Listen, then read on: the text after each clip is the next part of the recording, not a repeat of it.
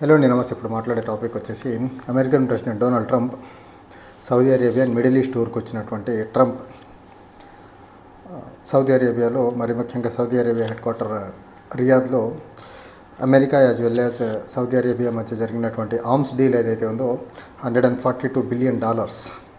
So $142 billion ఒక trade అగ్రిమెంట్కి సంబంధించి మాట్లాడుతూ ఆయన ఇరాన్ని సౌదీ అరేబియాకి వచ్చి ఆయుధాలు అమ్ముకునే దానికి వచ్చినటువంటి ట్రంప్ అక్కడ ఆయుధాలు అమ్ముకునే అగ్రిమెంట్ చేసుకున్నప్పుడు ఆ ఆయుధాలు అమ్ముకుంటున్న క్రమంలో భాగంగా పక్కనే ఉన్న ఇరాన్ని బెదిరించే ప్రయత్నం చేస్తాడు డొనాల్డ్ ట్రంప్.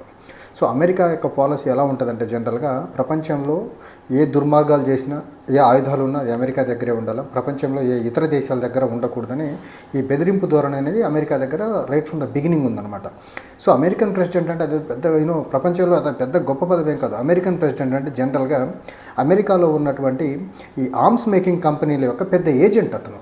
సో అమెరికాలో ప్రెసిడెంట్ ఎవరు ఉండాలా, ఎలాంటి వాళ్ళని గెలిపించాలా అనేసి ఎవరు డిసైడ్ చేస్తారంటే, అక్కడ ఉన్నటువంటి ఆర్మ్స్ మేకింగ్ మ్యానుఫ్యాక్చరింగ్ కంపెనీస్ ఉంటాయి. సో ఆ ఆర్మ్స్ మ్యానుఫ్యాక్చరింగ్ కంపెనీస్ అంటే డిఫెన్స్ గూడ్స్ మ్యానుఫ్యాక్చరింగ్ కంపెనీస్ ఏవైతే అమెరికా బేస్డ్గా ఉంటాయో, వాళ్ళు ప్రెసిడెంట్గా ఎవరు ఉంటే వీళ్ళ తరఫున వ్యాపారం బాగా చేస్తాడని ఆలోచించి అలాంటి వ్యక్తిని ప్రెసిడెంట్గా ఎలక్ట్ అయ్యేలా ఆ డిఫెన్స్ ఇండస్ట్రీ రిలేటెడ్ లాబీయిస్టులు అందరూ కలిసి అమెరికాలో ప్రెసిడెంట్గా ఉండేదానికి తయారు చేస్తారు. జనరల్గా రిపబ్లికన్స్ వచ్చేసరికి జనరల్గా ఈ డ్రగ్ డీలర్స్గా బాగా డ్రగ్ డీల్ మేకర్స్గా చాలా బలంగా పనిచేస్తారు. కాబట్టి దానికి తోడు డొనాల్డ్ ట్రంప్ సహజంగానే ఆయన వ్యాపారవేత్త కాబట్టి ఈ ఆయుధాలన్నీ అమ్మేదానికి ప్రపంచవ్యాప్తంగా తిరిగి బాగా ఉపయోగపడతారని డొనాల్డ్ ట్రంప్ ఒకసారి గెలిచి మళ్ళీ ఓడిపోయినా మళ్ళీ గెలిపించే దానికి కారణం ఏంటంటే, డొనాల్డ్ ట్రంప్ అనే వ్యక్తి ఆయుధాలు అమ్మేదానికి డిఫెన్స్ మ్యానుఫ్యాక్చరింగ్ కంపెనీస్ ఏవైతే అమెరికా బేస్డ్గా ఉన్నాయో వాళ్ళకు ఉపయోగపడతారనేసి డొనాల్డ్ ట్రంప్ని మళ్ళీ గెలిపించారు. సో అమెరికాలో ప్రెసిడెంట్ ఎవరున్నా అక్కడ వాళ్ళు చేయాల్సిన పని ఏంటంటే, first and foremost thing American defence manufacturing companies యొక్క గూడ్స్ ఏవైతే ఉన్నాయో ప్రపంచవ్యాప్తంగా వివిధ దేశాలతో ఒప్పందాలు కుదుర్చుకొని, సో ఆ డిఫెన్స్ ఎక్విప్మెంట్స్ ఏవైతే అమెరికాలో మ్యానుఫ్యాక్చర్ అవుతాయో దాన్ని ప్రపంచవ్యాప్తంగా అమ్మే ప్రయత్నం చేయాలి. అది అమెరికన్ ప్రెసిడెంట్ యొక్క ప్రైమరీ ఆబ్జెక్టివ్. ఆ తర్వాత వేరే trades. First and foremost objective of American president ఏంటంటే, అమెరికాలో ఉన్నటువంటి ఆర్మ్స్ మ్యానుఫ్యాక్చరింగ్ కంపెనీస్ యొక్క పెద్ద ఏజెంట్గా పనిచేయాలి. సో ఆ ఏజెంట్లుగా పనిచేసే ప్రయత్నంలో భాగంగా middle east as well as Saudi Arabia టూర్కి వచ్చినటువంటి డొనాల్డ్ ట్రంప్ ఇరాన్ ముందు భయంకరమైన కండిషన్స్ పెట్టే ప్రయత్నం చేశారు. ఇరాన్తో నాకు ఫ్రెండ్షిప్ చేయాలనుంది, ఇరాన్తో డీల్స్ బ్రేక్ చేసుకోవాలనుంది, కానీ బట్ ఇరాన్ 3 కండిషన్స్ ఒప్పుకుంటే దానికి నేను ముందుకొచ్చి ఇరాన్తో కలిసి పనిచేసేదానికి సిద్ధంగా ఉన్నానని చెప్పే ప్రయత్నం చేశాడు. ఫస్ట్ అండ్ ఫార్మోస్ట్ థింగ్ ఏంటంటే, ఇరాన్కి స్పాన్సర్ చేస్తున్నటువంటి టెర్రర్ యాక్టివిటీస్ ఏవైతే ఉన్నాయో వాటిని ఆపాలని చెప్పే ప్రయత్నం చేశారు. ఇరాన్ ఆపేయాలి. మరి మీరు ప్రమోట్ చేస్తున్నటువంటి ప్రపంచంలో ఉన్నటువంటి వివిధ టెర్రర్ ఆర్గనైజేషన్స్కి మీరు ఆర్మ్స్ ఇచ్చి డబ్బులు ఇచ్చి ప్రమోట్ చేస్తున్నటువంటి టెర్రరిజాన్ని ఎవరు ఆపుతారు? ప్రపంచంలో టెర్రరిజాన్ని పెంచి పోషిస్తుంది అమెరికానే కదా.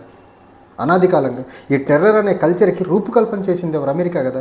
మీరు అనాది కాలంగా టెర్రర్ని ప్రమోట్ చేస్తూ ముందుకెళ్తే మీ టెర్రర్ బాధితులు మళ్ళీ మిమ్మల్ని ఎదుర్కొనేదానికి, లేకపోతే వాళ్ళ మీద దాడి చేస్తున్న వాళ్ళని ఎదుర్కొనేదానికి వాళ్ళు మళ్ళీ టెర్రర్ని ప్రమోట్ చేస్తే వాళ్ళు ఆపాలంటారు, కానీ మీరు ఆపకూడదా?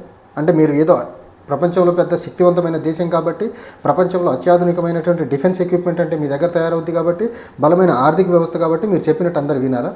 సో ఫస్ట్ కండిషన్ ఇరాన్ ముందు పెట్టింది ఏంటంటే, ఖచ్చితంగా టెర్రర్ యాక్టివిటీస్ని స్పాన్సర్ చేయడం ఆపాలి. తర్వాత ప్రాక్సీ వార్స్ చేయడం ఆపాలి. నెంబర్ 2. మూడోది ఈయన చెప్పినటువంటి చాలా ఇంపార్టెంట్ కండిషన్ ఏంటంటే, న్యూక్లియర్ యాక్టివిటీస్, న్యూక్లియర్ వెపన్స్ ఏవైతే ఉన్నాయో న్యూక్లియర్ వెపన్స్ తయారు చేసే విధానాన్ని ఇమీడియట్గా ఆపే ప్రయత్నం చేయాలని చెప్పే ప్రయత్నం చేశారు. ప్రపంచంలో న్యూక్లియర్ వెపన్స్ పరంగా చూసుకున్నట్లయితే రష్యా తర్వాత సెకండ్ హైయెస్ట్ న్యూక్లియర్ ఆర్మ్స్ కలిగి ఉన్నటువంటి దేశం అమెరికా. మీ దగ్గర ఉన్న న్యూక్లియర్ ఆర్మ్స్ అనేది ఫస్ట్ డిస్మాంటిల్ చేయండి, తర్వాత మీరు ప్రపంచానికి న్యూక్లియర్ ఆర్మ్స్ తయారు చేయొద్దని చెప్పండి. మీరు మాత్రం ప్రపంచంలో రష్యా తర్వాత అతి ఆధునికమైనటువంటి న్యూక్లియర్ వెపన్స్, న్యూక్లియర్ ఆర్నమెంట్స్ కలిగి ఉండొచ్చు, న్యూక్లియర్ ఆర్మ్స్ కలిగి ఉండొచ్చు, కానీ ఇరాన్ లాంటి దేశాలు న్యూక్లియర్ ఆర్మ్స్ని తయారు చేసుకోవద్దంట. చూడండి వీళ్ళ వింత ఎలా ఉంటుందో. ఇప్పుడు ఇరాన్ని టెర్రరిజాన్ని స్పాన్సర్ చేయకుండా ఆపాలని ఎందుకు అంటున్నారు? ఇజ్రాయెల్కి అగెనిస్ట్గా పనిచేస్తున్నటువంటి హమాస్ అవనివ్వండి, పాలస్తీనా కోసం పనిచేస్తున్నటువంటి హమాస్ అవనివ్వండి, లేకపోతే ట్యునీషియాకి సంబంధించినటువంటి హెజ్బుల్లా గ్రూప్స్ అవనివ్వండి. సో ఈ గ్రూప్స్ని జనరల్గా ఇరాన్ సపోర్ట్ చేస్తుంది బ్యాక్ ఎండ్ నుంచి. సో వీళ్ళు ఇజ్రాయెల్కి ఇబ్బంది కలిగించే ప్రయత్నం చేస్తున్నారు కాబట్టి ఇలాంటి గ్రూప్స్ని ఇరాన్ ప్రమోట్ చేయొద్దని చెప్పే ప్రయత్నం చేస్తారు. కానీ అనాది కాలంగా పాకిస్తాన్లో టెర్రర్ని పుట్టించి పోషించి వాళ్ళని ఇండియా మీద కుసుగొల్పింది ఇదే అమెరికా కదా. మీరు చేస్తేనేమో నీతి, పక్కోళ్ళు చేస్తేనేమో టెర్రరిజం అవుతుందా అది? సో అమెరికన్ ద్వంద్వ నీతి ఎంత దారుణంగా ఉంటుందో చూడండి. అండ్ ఇప్పుడు అమెరికా మీద శాంక్షన్స్, ఇప్పుడు ఇంకో మాట ఏం చెప్పారంటే, ఇరాన్ మాట వినని పక్షంలో ఈ టెర్రరిజాన్ని స్పాన్సర్ చేయడం ఆపకపోయినా, లేకపోతే ప్రాక్సీ వార్ని ఆపకపోయినా, లేకపోతే న్యూక్లియర్ ఎన్రిచ్మెంట్ ఆపకపోయినా ఇరాన్ మీదకి అమెరికా మళ్ళీ శాంక్షన్స్ విధిస్తుంది. ఇరాన్ మీద అమెరికా శాంక్షన్స్ విధిస్తే ప్రపంచంలో ఉన్నటువంటి అన్ని దేశాలు అమెరికా కలిసి నడవాలంట శాంక్షన్ విధించే ప్రయత్నంలో భాగంగా. ఆల్రెడీ 2016లో ప్రెసిడెంట్ అయిన తర్వాత nuclear deal between Iran plus P5+1 countries మధ్య జరిగినటువంటి డీల్ నుంచి బయటకు వచ్చి అప్పుడే ఇరాన్ మీద భయంకరమైన శాంక్షన్స్ విధించి ఈ రోజుకి ఇరాన్ నుంచి ఏ దేశం కూడా అమెరికాని కాదు అనేసి ఇరాన్ నుంచి ఆయిల్ని కొనే పరిస్థితి లేకుండా చేశాడు. అందులో one of the country India కూడా ఈరోజు అమెరికా మాట దాటి ఇరాన్ దగ్గర ఆయిల్ కొనలేని పరిస్థితి. ఈరోజు India is energy dependent country. మనకి ఇంపోర్ట్స్ వస్తేనే క్రూడ్ ఆయిల్ మనకి ఇండియన్ ఎకానమీ సర్వైవ్ అయ్యే పరిస్థితి. అలాంటి పరిస్థితిలో మనకు అనుకూలంగా ఉండేటువంటి దేశం ఇరాన్. అలాంటి దేశం నుంచి అమెరికా యొక్క ఒత్తిడికి తలగి నరేంద్ర మోదీ ఇరాన్తో ఉన్నటువంటి ఈ క్రూడ్ ఆయిల్ ట్రేడ్ ఏదైతే ఉందో దాన్ని కంప్లీట్గా జీరోకి తీసుకొచ్చి పెట్టేశారు. సో అమెరికా ఒత్తిళ్ల వల్ల చాలా దేశాలు ఇరాన్ నుంచి క్రూడ్ ఆయిల్ని ఇంపోర్ట్ చేసుకోలేని పరిస్థితికి తీసుకొచ్చాడు. మళ్ళీ ఫర్దర్ శాంక్షన్స్ విధించబోతున్నాను వీళ్ళు న్యూక్లియర్ వెపన్స్ ఎన్రిచ్మెంట్ ఆపకపోతే. అలాంటి పరిస్థితుల్లో ప్రపంచంలో ఉన్నటువంటి అన్ని దేశాలు కలిసి రావాలని చెప్తారు. ఇరాన్ న్యూక్లియర్ వెపన్స్ తయారు చేస్తే ఇబ్బంది, మరి మీ దగ్గర ఉన్నటువంటి న్యూక్లియర్ ఆర్మ్స్ ఏం చేస్తారు మీరు? వాటిని మీరు ఎందుకు డిస్మాంటిల్ చేయరు? సో అమెరికన్ యొక్క ద్వంద్వ నీతి ఎలా ఉంటుందంటే, వాళ్ళు ఏం చేసినా పర్లేదు, వాళ్ళు ప్రపంచంలో వాళ్ళే ఆయుధాలు ఇచ్చి టెర్రరిజాన్ని ప్రమోట్ చేసినా పర్లేదు, కానీ వాళ్ళకి అగెనెస్ట్గా ఎవరైనా పనిచేస్తే, వాళ్ళ ఇంట్రెస్ట్లకి అగెనెస్ట్గా ఎవరైనా పనిచేస్తే మాత్రం ఆ దేశం మీద రకరకాల శాంక్షన్స్ విధించి ఆంక్షలు విధించి ఆ దేశాన్ని ఇబ్బంది పెట్టే ప్రయత్నం చేస్తుంటారు. ఇది అమెరికన్ యొక్క ద్వంద్వ నీతి.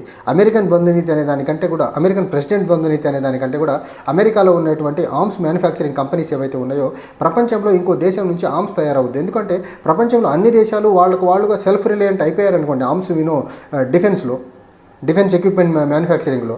అమెరికా గూడ్స్ కొనేదేవుడు, అమెరికన్ ఆర్మ్స్ కొనేదేవుడు, అమెరికన్ వెపన్స్ కొనేదేవుడు. సో అమెరికా నుంచి ఎవరు కొనకపోతే అమెరికాలో ఉన్నటువంటి ఆర్మ్స్ మ్యానుఫ్యాక్చరర్ ఏమైపోవాలా?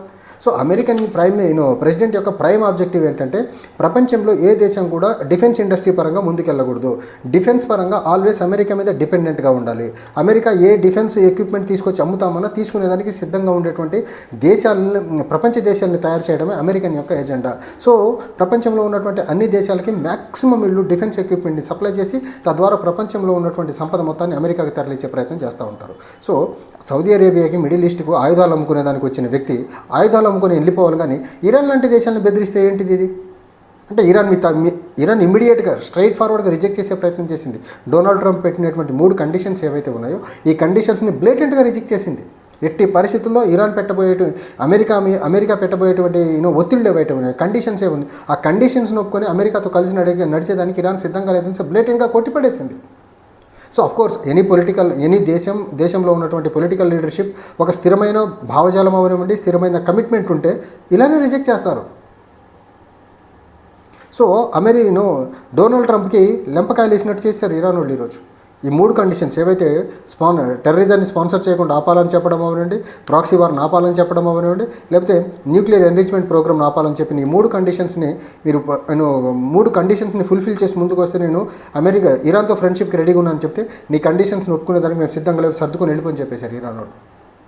సో డొనాల్డ్ ట్రంప్ పరిస్థితి ఏంటంటే ఈరోజు ప్రపంచంలో ఎలాగైనా సరే by hook or crook, trade war ద్వారానా, టారిఫ్ వార్ ద్వారానా, ట్రేడ్ ద్వారానా, లేకపోతే శాంక్షన్స్ ద్వారా ఎలాగైనా సరే ప్రపంచంలో ఉన్నటువంటి ఆర్డర్ మొత్తాన్ని డిజార్డర్లో పెట్టేసి తద్వారా అమెరికన్ యొక్క ఎకానమీని స్ట్రెంథెన్ చేయాలనే ఒక దురుద్దేశం తప్ప ప్రపంచంలో ఏ దేశం బాగుంటాం కూడా అమెరికాకి నచ్చదు. అమెరికా దుర్బుద్ధి ఏంటంటే ప్రపంచంలో అన్ని దేశాలు ఇబ్బందుల్లో ఉండాలి, సో ఆ ఇబ్బందుల్లో నుంచి అమెరికన్ మార్కెట్ని బలంగా పెంపొందించుకోవాలని ఒక దుర్బుద్ధి తప్ప ప్రపంచంలో ఏ దేశం యొక్క మంచి కోరుకుని దేశం ప్రపంచంలో ఏదైనా ఉందంటే అది అమెరికా మాత్రమే. Thank you.